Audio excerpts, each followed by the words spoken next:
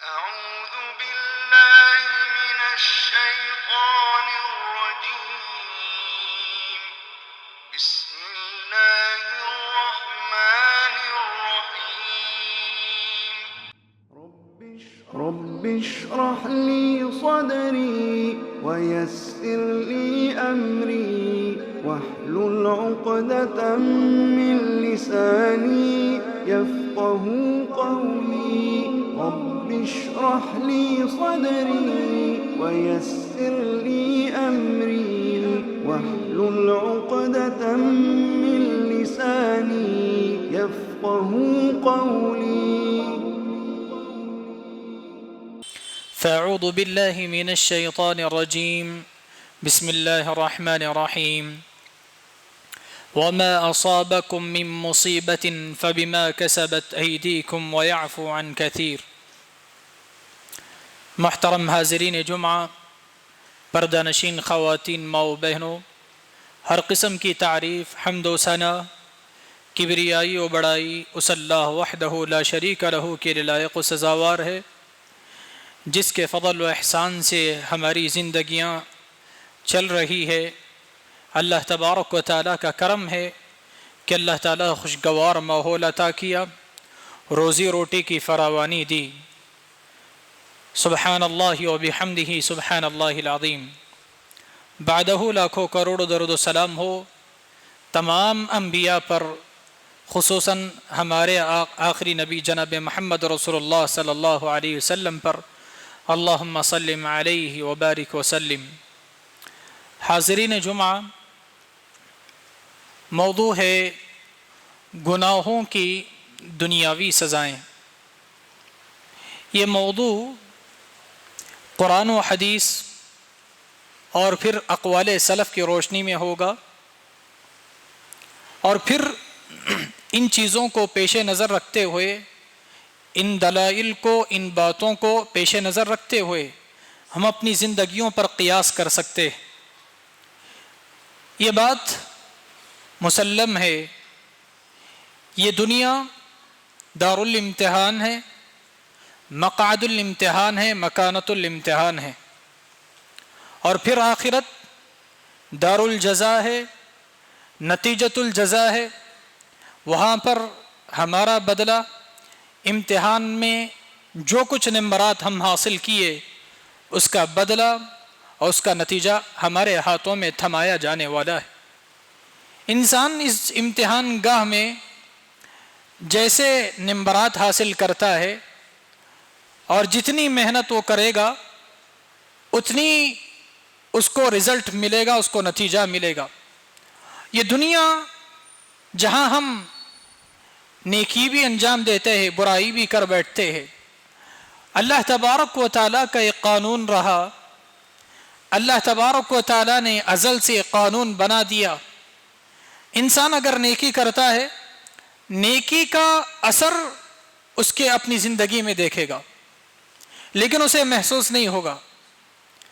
برائی کرتا ہے، یقیناً میں اور آپ اپنے دل پر ہاتھ رکھ کر سوچ سکتے ہیں کہ بسا اوقات ہماری برائیوں کا، گناہوں کا انجام ہمیں اپنی زندگیوں میں مل کر رہتا ہے، لیکن ہمارے فہم و گمان میں نہیں ہوتا۔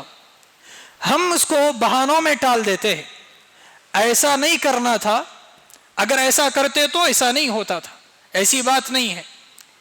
گناہوں کیا اس کی سزا، گناہوں کا بدلہ دنیا میں مل کر رہے گا، یہ اللہ کا ازل سے اصول ہے، یہ اللہ کا قانون ہے۔ اور کئی دفعہ ہم اپنے حالات میں، اپنی زندگیوں میں، رواں زندگی میں ہم دیکھتے ہیں لیکن احساس نہیں کرتے۔ بھائیو، یہ جو دنیا میں گناہوں کی سزا کا جو اصول ہے، جو اللہ کا ضابطہ ہے، یہ روز اول سے ہے، آدم علیہ السلام سے ہے۔ اور میں موٹے موٹے انداز میں آیتوں کی شکل میں قرآن کی روشنی میں بیان کر کے اقوال سلف کو پیش کروں گا، بڑے پیارے اقوال، اور صحابہ کا عمل، پھر وہ ان کی قول، دل کو چبھنے والے باتیں۔ بھائیو، سب سے پہلے اللہ تبارک و تعالی آدم علیہ السلام کو اپنے ہاتھوں سے پیدا کیا، یہ ان کی عظمت ہے، ان کو شرف عطا کیا. اللہ اپنے ہاتھوں سے ایک مٹی کا مجسمہ رکھا. تاریخ کے کتابوں میں آتا ہے غالباً 40 دن ان کو مٹی کے شکل میں بنا کے رکھا، اور پھر ابلیس ان کے ارد گرد ان کا معائنہ کرتا تھا. دیکھو تو صحیح کون سی مخلوق اللہ بنا رہا ہے، کون سی مخلوق یہ مٹی کی، نہ نوری ہے نہ ناری ہے، یہ خلقی، یہ ترابی مخلوق ہے، دیکھیں گے کیا ہے. اور دیکھا، چکر کاٹا، اور آدم علیہ السلام کے مجسمے پر، یعنی ان کی بنائی ہوئی نقش و نگار پر، آدم علیہ السلام کے وہ مٹی پر ان کو ہاتھ سے کھٹکھٹایا، اور اس سے ایسی آواز نکلی جیسے برتن کے زمین پر گرنے سے نکلتی ہے. اور پھر اس کے بعد اسے احساس ہوا یہ مخلوق کو تو آسانی سے بہکا سکتے ہیں. پہلے سے شرارتی تھا، پہلے سے فتنہ پرور تھا، لیکن اللہ تبارک و تعالیٰ پھر بھی اس کو نیک لوگوں کے ساتھ رکھا ہوا تھا. بھائیو پھر کیا ہوا؟ اللہ تبارک و تعالیٰ آدم علیہ السلام کے اندر روح پھونکے، اور پھر آدم علیہ السلام بے چین تھے. ایک مرد ہے، عورت کی ضرورت پڑتی ہے. لِتَسْكُنُوا إِلَيْهَا، تم عورت سے جو ہے انسان آپس میں ایک دوسرے سے اپنی خواہشات کو مکمل کر سکتے ہیں، اور اپنی حاجات کو، اور سکون کا ذریعہ ہے عورت مرد کے لیے، مرد عورت کے لیے. ایسی صورت میں اللہ تبارک و تعالیٰ نے آدم علیہ السلام کو پیدا کر دیے، روح پھونک دیا. اب آدم علیہ السلام تنہا رہ نہیں پا رہے، بے چین ہو جا رہے. اللہ تعالیٰ پہلے سے مٹی میں ایک خاصیت پیدا کر دی تھی، اور پھر ان کی ضلع سے، یعنی کمر کے نیچے کے ہڈی سے، پسلی سے اللہ تعالیٰ نے حوا علیہ السلام کو نکالا، اور دونوں سے کہا فَكُلَا مِنْهَا رَغَدًا حَيْثُ شِئْتُمَا وَلَا تَقْرَبَا هَذِهِ الشَّجَرَةَ.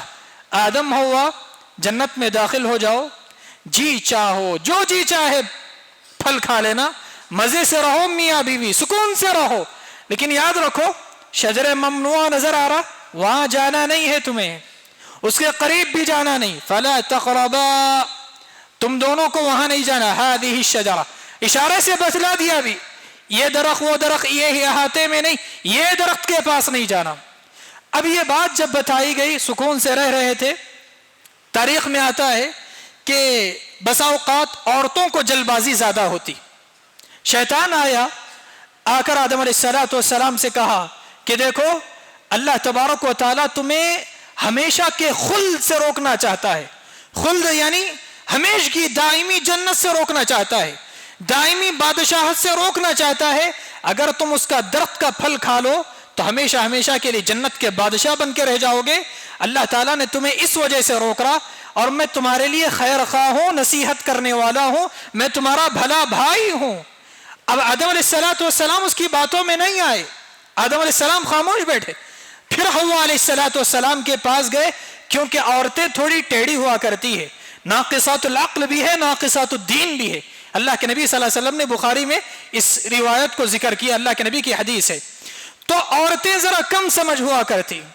عورت کے پاس آیا، بہلایا پھسلایا، اور کہا کہ میں تمہارا خیر خواہ ہوں، میں تمہیں نصیحت کرتا ہوں، جاؤ کھا لو.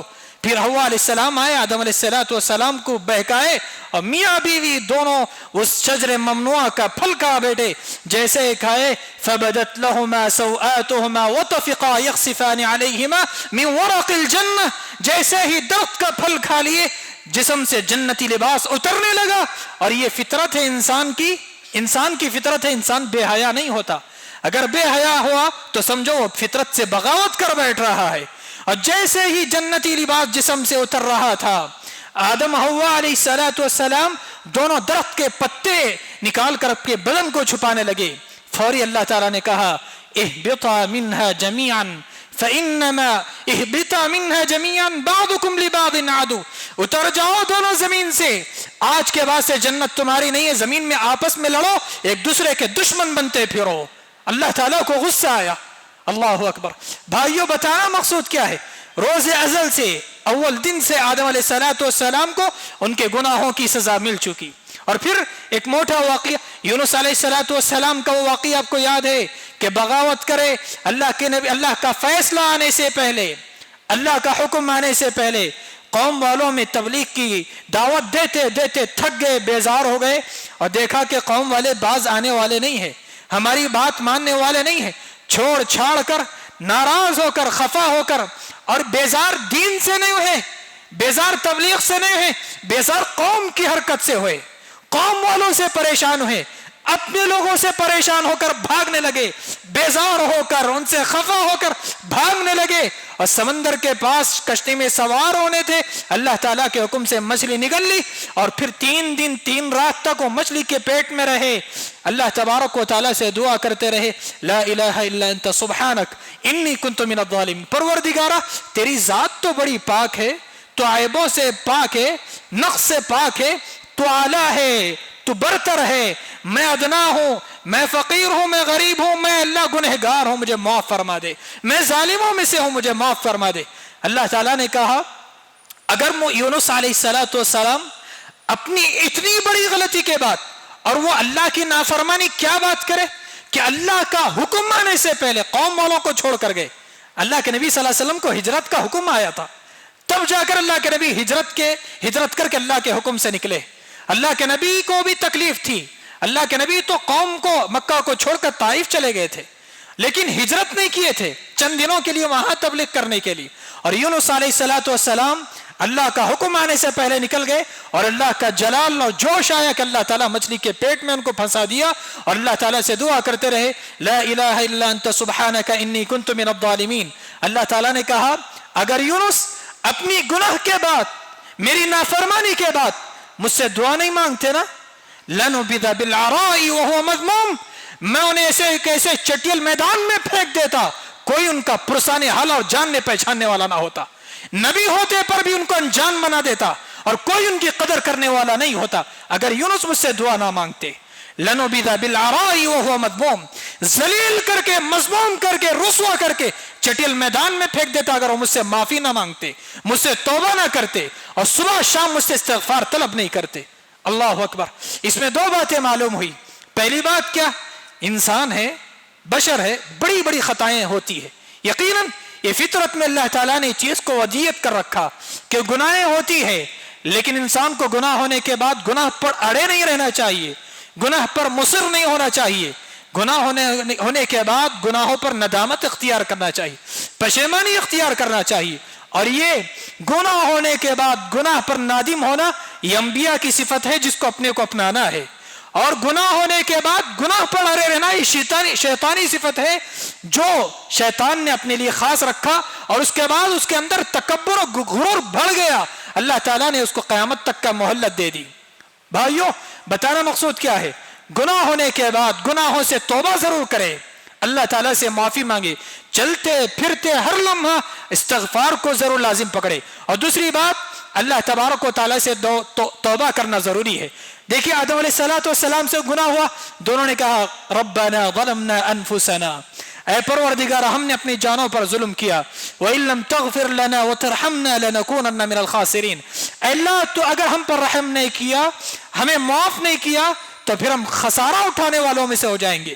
اور یونس علیہ السلام نے کیا دعا کی؟ لا الہ الا انت سبحانک انی کنت من الظالمین۔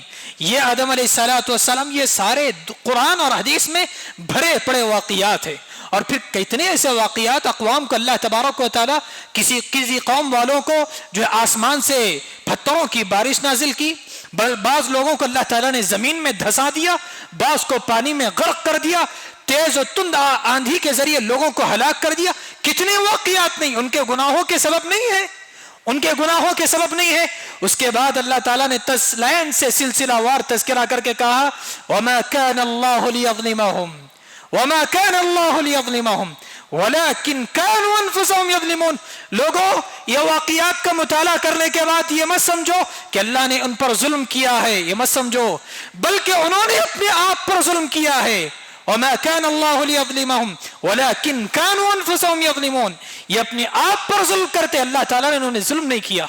اللہ تعالیٰ ظالم نہیں ہے۔ اسلاف کا معمول یہ تھا کہ ابھی راستے سے گزرتے اور راستے چلتے چلتے پیر پہ زور کی ٹھوکر لگ جاتی یا پیر میں کانٹا چبھ جاتا، بے ساختہ، کسی سلف کے بارے میں آتا ہے بے ساختہ کہا کرتے تھے وَمَا رَبُّكَ بِظَلَّامٍ لِّلْعَبِيدِ، اے سن لے وہ شخص، یہ جو تیرے کو مار لگی ہے، یہ جو ٹھوکر لگی ہے، یہ تجھے جو کاٹا چبھا ہے تیرا رب اپنے بندوں پر ظلم کرنے والا نہیں ہے. وما ربک بظلام للعبید, تیرا رب اپنے بندوں پر ظلم کرنے والا نہیں ہے. ایک چھوٹی سی ٹھوکر, ایک چھوٹا سا کانٹا چبھنے پر اسلاف یہ کہا کرتے تھے آج کتنے مصیبتیں ہم اپنی زندگیوں میں دیکھ رہے ہیں لیکن ہم اس کو بہانے بنا کر ٹالتے جا رہے ہیں. یہ نہیں دیکھتے کہ اللہ تعالیٰ ناراض ہے, یہ نہیں دیکھتے کہ سورج کے غروب ہونے کے بعد رات کی تنہائی میں ہم نے کیا تھا, یہ نہیں دیکھتے کہ سورج کے طلوع ہونے کے بعد دن کی روشنی میں ہم نے کیا خطائیں کی, کس کو گالیاں دی, فون میں کیا فحش کامیں فلمیں دیکھے, کن موسیقیوں سے ہم اپنے کانوں کو لطف اندوز کرے. یہ ہم نہیں دیکھتے. گناہیں, یہ جو مصیبتیں پریشانیاں آتی ہے یہ سمجھتے ہیں کہ شاید یہ دنیا کا رواج ہے, یہ دنیا کا رواج ہے, زندگی کا ماحول ہے, یہ زندگی کا نشیب و فراز ہے جو ہم پر آ رہے ہیں اور ختم ہو جائیں گے. ایسا نہیں, یہ اللہ تبارک و تعالی آزماتا ہے. بسا اوقات اگر اللہ تبارک و تعالی ہمارے گناہیں زیادہ ہو جائے نا, اللہ آزمانا چھوڑ کر عذاب میں مبتلا کر دیتا, جیسے آج کل بہت سارے ملکوں میں عذاب میں لوگ مبتلا ہے. اللہ ان کی حفاظت فرمائے. آزمائش کلے مومنوں کے لیے آزمائش ہے, اگر گنہگار ہے تو ان کے لیے تو عذاب ہی عذاب ہے, مومن ہے تو گنہگاروں کے ساتھ ان کو آزمائش میں مبتلا کیا گیا. لیکن کفار کو یا پھر غیر مسلمان ہے لیکن مومن نہیں ہے, اللہ کے ساتھ کفر, اللہ کے ساتھ اللہ کی بغاوت, نبی صلی اللہ علیہ وسلم کا احترام نہیں, ان کے ساتھ اللہ کا عذاب ہے. میرے بھائیوں, ایک واقعہ دیکھیے, حجاج بن یوسف ایک بہت بڑا اموی خلافت میں ایک بہت بڑا کوفہ کا گورنر رہا.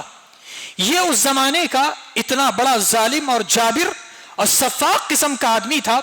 دیکھیے میں بتانا یہ چاہ رہا ہوں, اتنا نیک آدمی تھا یہ حجاج بن یوسف. آپ کو بتاؤں حیران اور تعجب میں پڑ جائیں گے.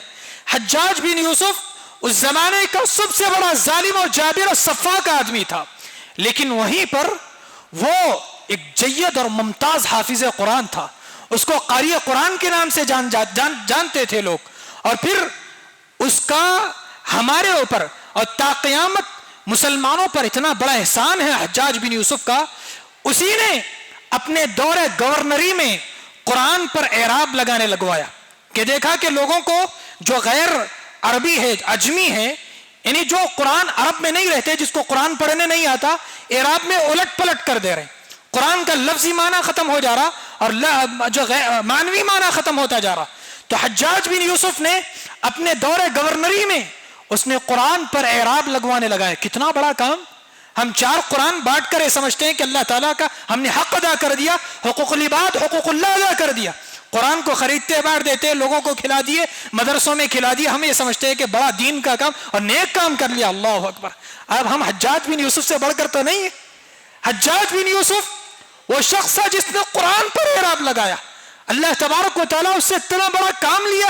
لیکن بھائیو وہ خامخواہ کے لوگوں پر ظلم بھی کیا کرتا تھا, اور وہ اپنی سفاکی اور اپنی ظالمیت سے مشہور تھا, اور اس کا ظلم اتنا مشہور تھا کہ لوگ اس کے چہرے سے کپ کپاتے تھے, اس کے آنکھوں میں انگارے نظر آتے تھے, اس کی زبان جب چلتی تھی تو تیر اور تلوار کے مانند چلتی تھی, اور وہ بات کم کرتا تھا, تلوار زیادہ چلاتا تھا, اس لیے لوگ ڈرتے تھے. اور کوفہ کے لوگوں کے لیے بھی وہی ضروری تھا. بھائیوں تو اتنا بڑا ظالم تھا. تاریخ میں البدایہ والنہایہ تاریخ کی بڑی کتاب ہے, اس میں ابن کثیر رحمت اللہ علیہ لکھتے کہ حالت جنگ کے علاوہ عام حالت امن میں حجاج بن یوسف نے 1,25,000 لوگوں کا قتل کیا تھا. حالت جنگ کے علاوہ, جنگ کی حالتیں تو الگ ہے, لیکن عام حالتوں میں 1,00,000 سے زائد لوگ, 1,20,000 سے زائد لوگوں کا قتل کیا تھا اس نے. اور اس کے علاوہ یہ عام لوگ تھے, اس کے علاوہ عبداللہ بن عمر جو عمر بن خطاب رضی اللہ تعالیٰ عنہ کے بیٹے, ان کو سولی پر چڑھا دیا تھا, ان کو قتل کرنے لگوایا. کون؟ حجاج بن یوسف. اور پھر عبداللہ بن زبیر رضی اللہ تعالیٰ عنہ. کون ہی عبداللہ بن زبیر؟ وہ عبداللہ بن زبیر رضی اللہ تعالیٰ عنہ ہے جنہوں نے جب اللہ کے نبی صلی اللہ علیہ وسلم مکہ سے ہجرت کر کے مدینہ گئے تو وہاں پر جو یہودی بسا کرتے تھے, مدینہ کے ارد گرد میں 3 یہودی کے قبیلے ہوا کرتے تھے. ان لوگوں نے کہا کہ آج کے بعد سے تم ہجرت کر کے آ گئے, لیکن ہم تمہارے عورتوں پر یہ جادو کروا دیے کہ مدینہ آنے کے بعد تمہارے عورتوں میں سے کسی کو بھی لڑکا نہیں ہوگا, نر اولاد پیدا نہیں ہوگی, جتنی بھی اولاد پیدا ہوگی عورتیں پیدا ہوں گی, بچہ پیدا نہیں ہوگا, لڑکا پیدا نہیں ہوگا. لیکن سب سے پہلے پیدا ہونے والا شخص یہ عبداللہ بن زبیر رضی اللہ تعالیٰ عنہ, جو ابو بکر صدیق رضی اللہ تعالیٰ عنہ کے نواسے تھے. سبحان اللہ, ان کی ولادت ہوئی. اللہ کے نبی صلی اللہ علیہ وسلم نے ان کو گٹی تھی, ان کے پیشانی پہ بوسا دیا, ان کے لیے دعائیں کی. ایسے عبداللہ بن زبیر رضی اللہ تعالیٰ عنہ کو ان کے گردن کو تن سے جدا کر کے, ان کو مار کر, ان کو قتل کر کے سولی پر ٹنگا دیا تھا یہ حجاج بن یوسف. اپنے دور خلافت میں یہ صحابہ کو قتل کیا. اور عبداللہ بن عمر رضی اللہ تعالیٰ عنہ, عبداللہ بن عمر اتنے بڑے محدث جنہیں 1630 حدیثوں کے حافظ تھے, 1630 حدیثوں کے حافظ, ان کو قتل کروایا. عبداللہ بن زبیر رضی اللہ تعالیٰ عنہ کو قتل کروایا. اس کے بعد سعید بن جبیر جو بہت بڑے کبار تابعی میں ان کو شمار تھا, ان کو خامہ خواہ کے قتل کروایا. ایسے بڑے بڑے لوگوں کو قتل کروایا. آخر میں انجام کیا ہوا؟ تاریخ میں آتا ہے کہ وہ اپنی عمر کے صرف 54 برس کو پہنچا تھا, 54 ایئرس کو وہ اپنی زندگی کے پہنچا, اور اس کے جسم میں ایک شدید قسم کی سرد پڑ گیا تھا جسم. اس کا پورا جسم سر سے پیر تک ٹھنڈا ہو گیا تھا. اب اس کو گرمی حاصل نہیں ہو رہی تھی, کتنا گرم میں بیٹھو گرمی حاصل نہیں ہو رہی. آخر کار اللہ کا عذاب دیکھیے. نیک تھا, جید اور ممتاز حافظ قرآن تھا, ممتاز حافظ قرآن, گورنر تھا اور قرآن پر اعراب لگانے والا, لیکن وہیں پر ظالم بھی تھا, بد کلام, بد مزاج, زبان سے بات کرو, ہاتھ سے مارو تو قتل, زبان سے مارو تو لوگوں کے دلوں کو قتل کرتا تھا. ایسا شخص 54 سال کو پہنچا, ایسی سردی اس کے بدن کو لاحق ہو گئی کہ گرمی دینے کے لیے یہ اللہ کا عذاب کہیے, سزا کہیے. بھائیو, آگ کی انگیٹھیوں سے اس کے جسم کو داغا جاتا تھا, آگ کی انگیٹھیوں سے اس کے جسم کو داغا جاتا تھا تاکہ اس کے جسم کو گرمی محسوس ہو, گرمی لگے, ذرا گرمی آئے جسم میں, پھر بھی کوئی اثر نہیں ہوتا. کئی انگوٹھیوں سے جھانکتے تھے, پھر بھی کوئی اثر نہیں. اس کا جسم ویسے کہ ویسا سرد ہوتا تھا. اس کے بعد اس کے جسم سے کیڑے ابلنے لگتے تھے. اللہ اکبر. جب اچانک اس کی موت ہو گئی, موت کا آہنی پنجہ اس کو دبوچ لیا, اس کے بعد اس کا انتقال ہوا. اس کے انتقال کی خبر حسن بصری رحمت اللہ علیہ کے پاس پہنچی, عمر بن عبدالعزیز رحمت اللہ علیہ کے پاس پہنچی کہ حجاج بن یوسف کا انتقال ہوا. دونوں علماء اکرام کہا کہ آج اس امت کا فرعون مر گیا ہے, اور پھر سجدہ ریز ہو گئے. اللہ اس فرعون سے ہمیں نجات دلا. جبکہ کتنا نیک تھا وہ, اور حافظ قرآن تھا, بچوں کو پڑھایا بھی کرتا تھا, لیکن وہاں پر گورنر بھی تھا. لیکن اللہ تعالیٰ نے اس کی حافظ کی قدر نہیں کی, اللہ تعالیٰ نے اس کے قرآن پر اعراب لگانے کی قدر نہیں کی. اللہ تعالیٰ نے اس کے ظلم کو پکڑا, اس کی دنیا میں سزا دی. بھائیو, اس کے بعد جب اس کے آخری وہ اشعار, جس کا خلاصہ پیش کرنے کا مجھے وقت نہیں ہے, وہ اشعار حسن بصری رحمت اللہ علیہ کے پاس پہنچے. وہ اللہ سے امید لگاتا تھا, اے اللہ پروردگار, یہ لوگ مجھے تجھ سے نا امید کرتے ہیں, لیکن اس وقت میں بھی میرے گناہ ہیں, میرے خطائیں, میں تجھ سے یاس اور امید لگاتا ہوں. تو رب ذوالجلال ہے, تو ارحم الراحمین ہے, اللہ تو مجھ پر رحم کر دے, قیامت کے دن مجھے معاف کر دے. یہ بھی اشعار کی شکل حسن بصری رحمت اللہ علیہ کے پاس پہنچی. تو اس کے بعد حسن بصری رحمت اللہ علیہ نے کہا, اس کے بعد ہم اس کو برا کہیں گے نہ بھلا کہیں گے, اس کے حالت پر اس کو چھوڑ دیں گے, اللہ کا اس کے درمیان کا معاملہ رہے گا. اللہ اکبر. تو بھائیوں, بتانا مقصود یہ ہے کہ شاعر کہتا ہے کہ عدل و انصاف فقط حشر پر موقوف نہیں, عدل و انصاف فقط حشر پر موقوف نہیں, زندگی خود بھی گناہوں کی سزا دیتی ہے, گناہوں کی سزا مل کر رہے گی. ہمیں احساس نہیں ہوتا, کہیں نہ کہیں ہم جو گناہ کرتے, راستہ چلتے ہوئے, گھر میں سوئے ہوئے, گھر سے نکلتے ہوئے, دکان میں, بازار میں, دکان میں نقص کی طرف ہو, یا اپنے بچوں کو بیماریاں ہو, خود کی بیماریاں ہو, کاروبار میں کاروبار نہ ہوتا ہو, کوئی بھی ہو سکتی, کوئی بھی شکل ہو سکتا ہے, لیکن ضرورت اس بات کی ہے کہ ہم اپنی ضمیر کو ٹٹولے, اپنی ضمیر کو ٹٹولے کہ رات کی تنہائی میں ہم نے کیا تھا. بھائیو, ایک آخری میں آپ کے سامنے ایک روایت ذکر کروں گا. دیکھیے, عمران بن حسین رضی اللہ تعالیٰ عنہ, گناہوں کی سزا کیسے ہو سکتی؟ عمران بن حسین رضی اللہ تعالیٰ عنہ یہ سن 7 ہجری میں اسلام قبول کیے. ابو ہریرہ رضی اللہ تعالیٰ عنہ اور عمران بن حسین یہ دونوں 7 ہجری میں اسلام قبول کیے جنگ خیبر کے وقت.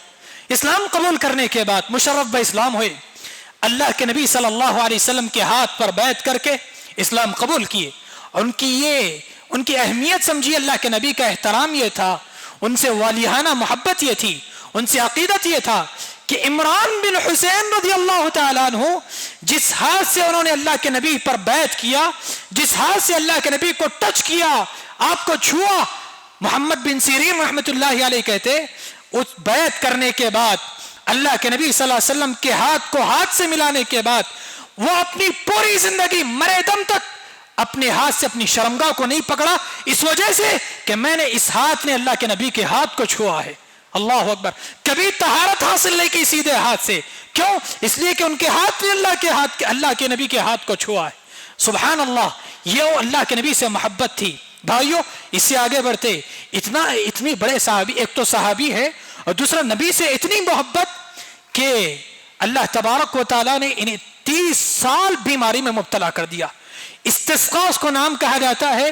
اتنی طویل بیماری، 1 مہینہ، 2 مہینے، 1 سال، 2 سال، 10 سال نہیں، 30 سال کی بیماری میں مبتلا کیا۔ چلنے پھرنے نہیں آتا تھا، فالج زدہ ہو گئے تھے، بیڈ پر پڑ گئے تھے۔ ایسی صورت میں اپنی زبان سے آہ تک نہیں نکالتے، اللہ تبارک و تعالیٰ ان کے طرف فرشتوں کو بھیجتا، گھر میں فرشتے آتے اور فرشتے آ کر انہیں سلام کرتے اور سلام کی آواز ان تک پہنچتی اور سلام کے جواب میں انہوں اپنا جواب دیتے۔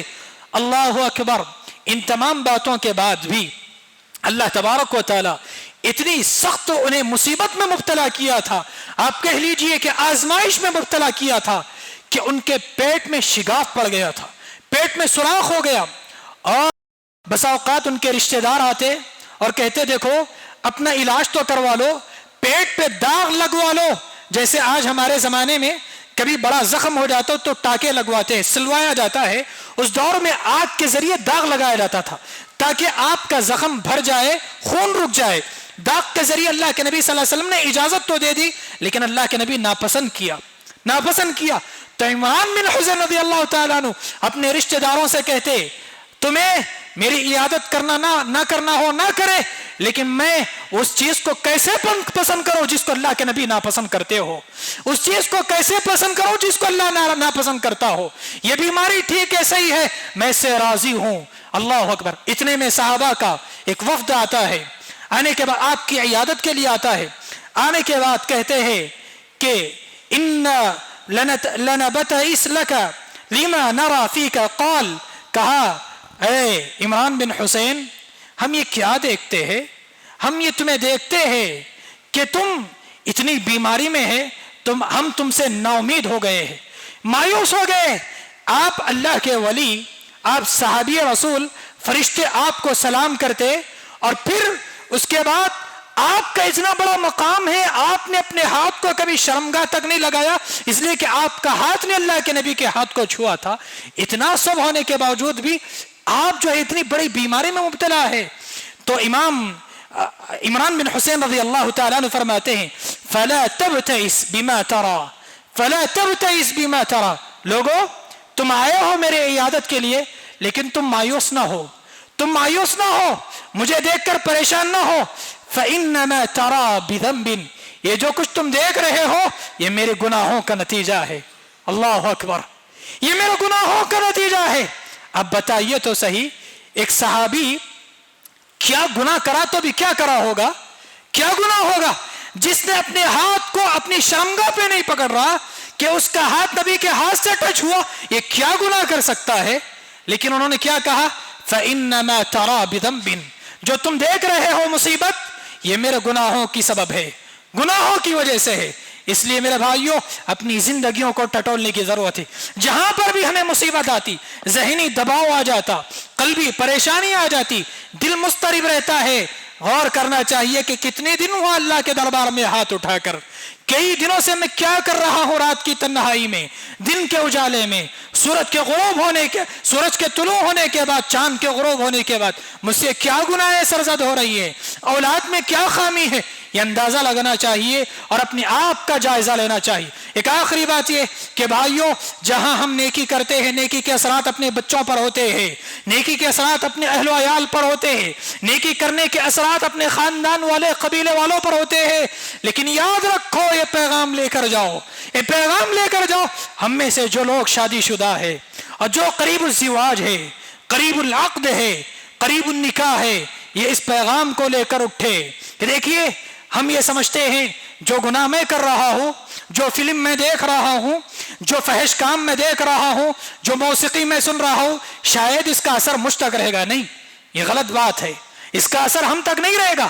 اللہ اکبر. ہمارے گناہوں کا اثر اور ہمارے گناہوں کا نتیجہ آپ کے اہلیہ اور آپ کے بچے بھگتیں گے. ہمارے بچوں پر ہمارے گناہوں کا اثر ہوگا. اس لیے یہ سوچ کر چلو گناہ کرتے ہوئے کہ کہیں میں تو سیدھا سادہ ہوں، اللہ تبارک و تعالیٰ نے مجھے صحیح پیدا کیا، کہیں اس کا اثر آنے والی اولاد پر نہ ہو، اولاد پر نہ ہو، کہ ہمارے گناہوں کا اثر ہمارے بچوں پر ہوتا ہے. امام ابن کثیر رحمۃ اللہ علیہ ما اصابکم من مصیبت فبما کسبت ایدیکم ویعفو عن کثیر، اس آیت کو ذکر کر کے کئی اقوال، کئی احادیث اور صحابہ کے کئی اقوال ذکر کرتے ہیں. ان میں سے ایک چیز جو مجھے بہتر لگی اور میں آپ کے سامنے ذکر کروں گا. ابو البلاد رحمۃ اللہ علیہ کہتے، ابو البلاد رحمۃ اللہ علیہ علا بن بدر سے کہتے ہیں، علا بن بدر بتاؤ تو صحیح مجھے اللہ کے اس فرمان کا مفہوم اب تک سمجھ نہیں آیا. اللہ کے اس فرمان کا مفہوم اور اس کا معنی مجھے اب تک سمجھ نہیں آیا کہ ما اصابك من مصیبت وما اصابكم من مصیبت فبما کسبت ایدیکم ویعفو عن کثیر، جو کچھ پریشانی، جو کچھ جو ہے تمہیں مصیبت پہنچتی ہے یہ تمہارے ہاتھوں کی کرتوت ہے. مجھے بتاؤ تو صحیح یہ ہاتھوں کے کرتوت معلوم ہے، لیکن میرا کیا قصور ہے، میری کیا گناہ ہے. وقد ذهب بصری وقد ذهب بصری وانا غلام، میں چھوٹا سا بچہ تھا، میں نومولود تھا، میں نے دنیا کی رنگینیوں کبھی دیکھا ہی نہیں، میں ابھی میری زندگی کا سورج ابھی طلوع بھی نہیں ہوا تھا. کیا بات ہے، میں ایسا کوئی گناہ ہی نہیں کیا، دنیا مجھے معلوم نہیں.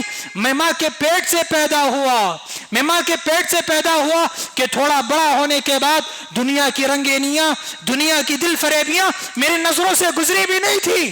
کہ کیا بات ہے کہ میری آنکھوں کی روشنی ختم ہو گئی، میں نابینا ہو گیا، کیا بات ہے، میں اندھا ہو گیا، کیا بات ہے. علا بن بدر رحمت اللہ علیہ کہتے ہیں کہ دیکھو اس میں تمہاری خطا نہیں، اس میں تمہاری خامی نہیں ہے، تمہاری غلطی نہیں ہے. فقال فبذنب والدیک، ہو سکتا ہو نہ ہو تمہارے ماں باپ کے گناہوں کا نتیجہ تمہیں بھگتنا پڑ رہا ہو. اللہ اکبر. تمہارے ماں باپ کے گناہوں کا نتیجہ تمہیں بھگت رہے ہیں. اس لیے بھائیوں یہ پیغام، یہ میسج ہے، یہ درس عبرت ہے کہ ہمیں گناہ کرنے سے پہلے سوچنا چاہیے کہیں گناہوں کا اثر ہمارے بچوں پر نہ ہو، گناہوں کا اثر ہمارے بچوں پر نہ ہو. اللہ تعالیٰ سے دعا ہے کہ بر الہ یقیناً ہم تمام بشر ہیں، بشری تقاضے کے مطابق گناہیں انجانے بھی ہو جاتے ہیں، جان بوجھتے بھی ہو جاتے ہیں، عمدن ہو جاتے ہیں، سہون ہو جاتے ہیں. پروردگارہ بشر ہے، لغزش ہو جاتی ہے. اللہ ہمارے جانے انجانے میں کیے گئے خطاؤں کو درگزر فرما. اللہ مستقبل میں بھی شیطان کے وسوسوں سے، شیطان کے بہلاؤں میں آ جاتے ہیں. پروردگارہ ہمیں معاف فرما، ہمیں سیدھی راہ پر چلا.